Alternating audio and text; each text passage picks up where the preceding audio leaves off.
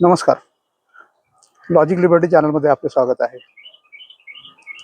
एक वेळा छत्रपती राजर्षी शाहू महाराज यांच्या दरबारामध्ये एक ज्योतिषी आला होता आणि तो प्रवेशद्वारावर आल्यानंतर तेथील शिपायांना म्हणाला की मी ज्योतिषी आहे आणि मला महाराजांना भेटायचं आहे.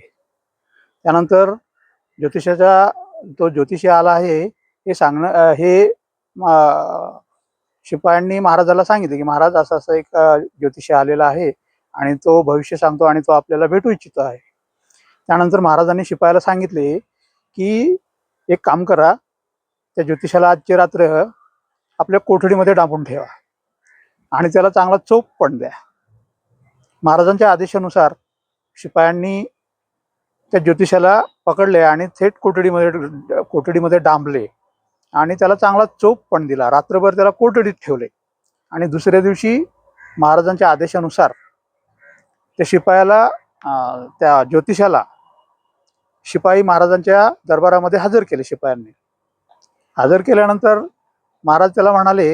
शाहू महाराज म्हणाले की तुम्ही कोण आहात किंवा तू कोण आहे? तो म्हणाला, महाराज मी ज्योतिषी आहे आणि मी भविष्य सांगतो आणि मी माझे उदरनिर्वाह अशा पद्धतीने चालवतो.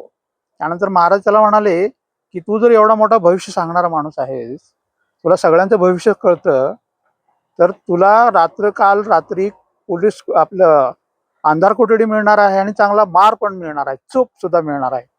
तुझेच भविष्य तुला कसे काय नाही कळाले?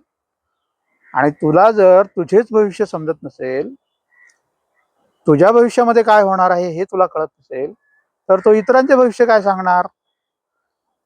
तर अशा पद्धतीने शाहू महाराज हे अत्यंत बुद्धिवान आणि अत्यंत तार्किक व्यक्ती होते. आज राजर्षी छत्रपती शाहू महाराज यांची 152वी जयंती आपण साजरी करत आहोत. आणि ही जयंती साजरी करत असताना शाहू महाराज यांच्याविषयीची माहिती जर आपण पाहिली तर असे दिसून येते की राजर्षी शाहू महाराज यांचा जन्म आजच्याच दिवशी म्हणजे 26 जून 1874 रोजी कोल्हापूर जिल्ह्यातील कागल या ठिकाणी घाटगे घराण्यामध्ये झाला. त्यांचे मूळ नाव यशवंतराव जयसिंगराव घाटगे असे होते. पण कोल्हापूर संस्थानचे राजे चौथे राजे शिवाजी यांच्या मृत्यूनंतर त्यांच्या पत्नी महाराणी आनंदीबाई यांनी 17 मार्च 1884 रोजी राजर्षी शाहू महाराज यांना दत्तक विधान करून दत्तक घेतले आणि 2 मे 1894 रोजी राजर्षी शाहू महाराज यांचा कोल्हापूर संस्थानचे राजे म्हणून राज्याभिषेक केला. आणि तिथून पुढे राजर्षी शाहू महाराज यांनी संस्थानाचा कारभार पाहण्याची पूर्ण जबाबदारी स्वतःवरती घेतली.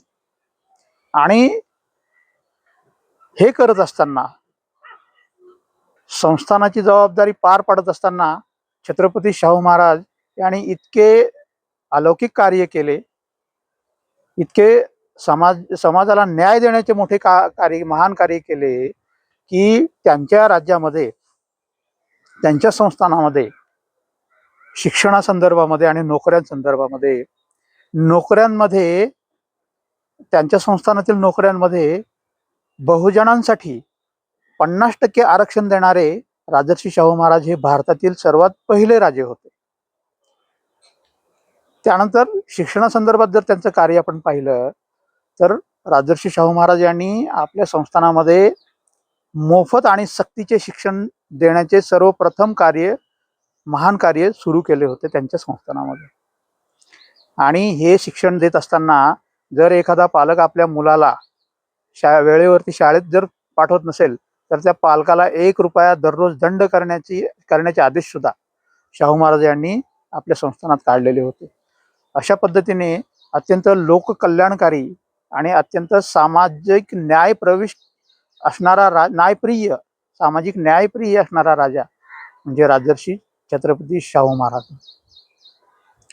शाहू महाराजांनी आपल्या संस्थानामध्ये किंवा संस्थानाच्या कार्यक्षेत्रातील बहुजनांच्या मुलांना शिक्षण व्यवस्थित घेता यावे यासाठी खूप मोठ्या प्रमाणामध्ये वेगवेगळी शिक्षण संस्था आणि अनेक वसतिगृह स्थापन केले आणि त्या वसतिगृहाच्या माध्यमातून विद्यार्थ्यांच्या राहण्याची, जेवणाची आणि शिक्षणाची सोय करून दिली.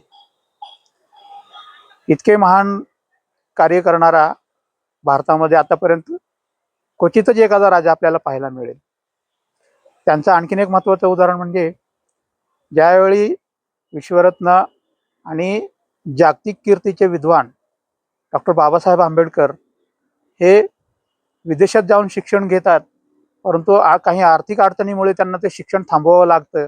याची माहिती ज्यावेळी राजर्षी शाहू महाराज यांना झाली, त्यावेळी राजर्षी शाहू महाराज स्वतः प्रत्यक्ष मुंबईतील परळ या ठिकाणी, जिथे डॉक्टर बाबासाहेब आंबेडकर राहत होते, BDT 40, तिथे स्वतः राजर्षी छत्रपती शाहू महाराज स्वतः तिथे बाबासाहेबांना भेटायला गेले. त्या चाळीतील अगदी त्या अरुंद अशा गल्लीतून स्वतःची कार घेऊन स्वतः भेटायला जाणारा असा राजा आतापर्यंत कधीच कोणीच पाहिला नव्हता.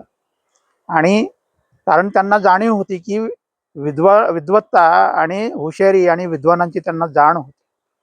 आणि प्रत्यक्ष डॉक्टर बाबासाहेब आंबेडकर यांच्याशी ते भेटले आणि त्यांच्या अडचणी त्यांनी जाणून घेतल्या.